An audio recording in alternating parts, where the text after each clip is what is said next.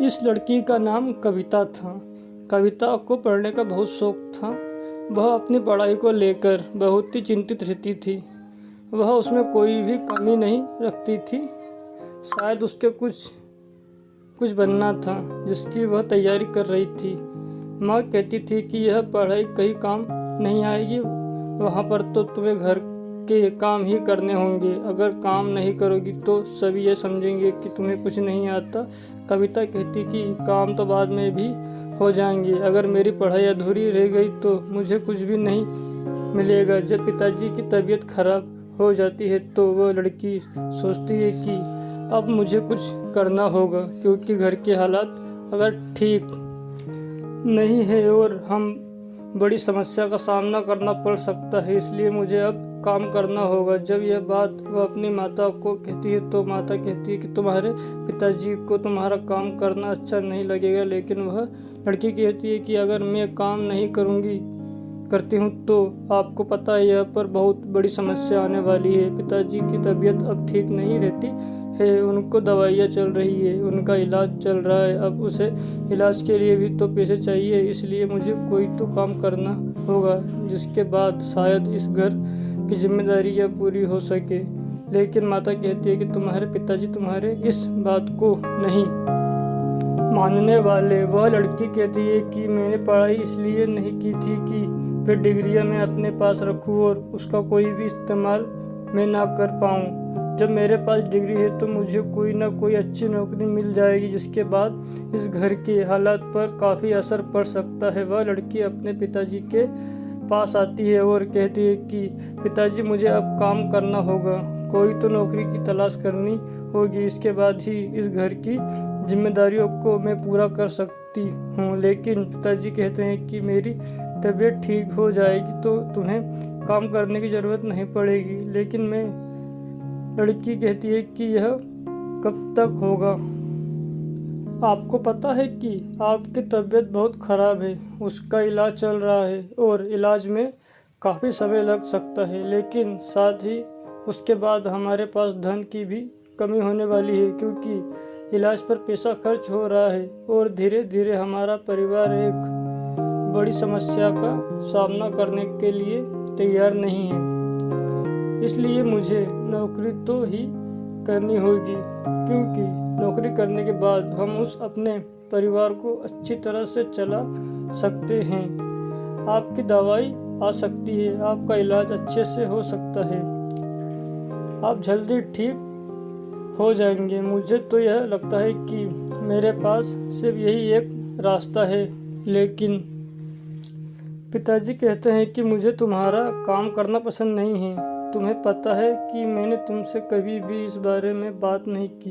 मैंने तुम्हें इसलिए नहीं पढ़ा है कि तुम नौकरी करो, मैंने इसलिए पढ़ा है कि तुम जीवन में सही निर्णय ले सकें और सही दिशा में आगे बढ़ सकें। मुझे तुम्हारा काम करना पसंद नहीं है। मगर वह लड़की जानती है कि यह समस्या बातों से पूरी नहीं होने वाली, इसलिए वह अपने पिता को बहुत समझाती है। और कुछ समय बाद उसके पिताजी मान जाते हैं, क्योंकि वह समझ चुके थे कि ठीक कह रही है, समस्या तो हमारे सामने है। लेकिन पिताजी कहते हैं कि मैं जब तक ठीक नहीं होता हूँ तब तक तुम यह काम कर सकती हो, लेकिन इसके बाद तुम्हें अपनी नौकरी को छोड़ना होगा और उसके बाद हम इस बारे में बात नहीं करनी होगी। लड़की कहती है कि आप ठीक कह रहे हैं, मुझे कोई समस्या नहीं है। जब तक आप ठीक नहीं होते तब तक नौकरी कर लेती हूँ।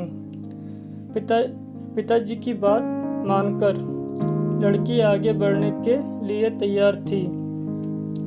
अब वह नौकरी की तलाश कर रही थी। हफ्ता बीत चुका था, लेकिन उसे एक अच्छी नौकरी नहीं मिली थी। पिताजी इस बात को जानते थे कि नौकरी मिलना आसान नहीं है, इसलिए शायद वह अपनी लड़की को मना कर रहे थे, क्योंकि इसके बाद वह थक सकती है और परेशान हो सकती है।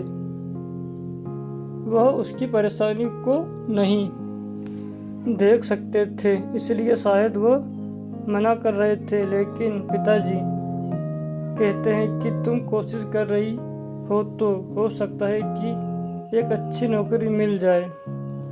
वह लड़की कहती है कि आप चिंता ना करें, आप परेशान ना हो, मुझे नौकरी मिल ही जाएगी। और अगले दिन उस लड़की को नौकरी मिल जाती है और वह अपने काम पर जाना शुरू करती है। समय बीत रहा था और धीरे धीरे लड़की अपनी कामयाबी की ओर बढ़ रही थी।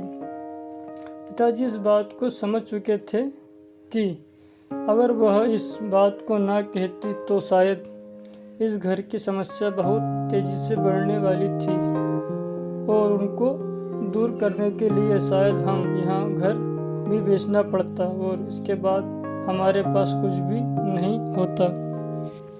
लड़की ने सही निर्णय लिया, इस बात को पिताजी समझ चुके थे, लेकिन वे जानते थे कि उन्हें लड़की का नौकरी करना अच्छा नहीं लगता है। लेकिन क्या करें, यह मजबूरी है, मजबूरी में तो सोचना ही पड़ता है। इसलिए पिताजी कुछ भी नहीं कहे और धीरे धीरे पिताजी की तबीयत ठीक होने लगी और वह अब काम करने के लिए तैयार थे। जैसा कि तय हुआ था, वह लड़की से कहते हैं कि तुम्हें नौकरी नहीं करनी पड़ेगी, मेरी तबीयत ठीक हो गई है।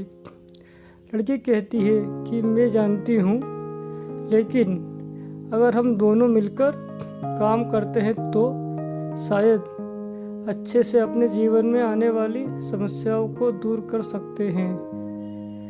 पिताजी को भी लग रहा था कि लड़की ठीक कह रही है, क्योंकि धीरे धीरे ही वह ठीक हो गए हैं और अब अचानक कि वह तेजी से कोई भी काम नहीं कर सकते।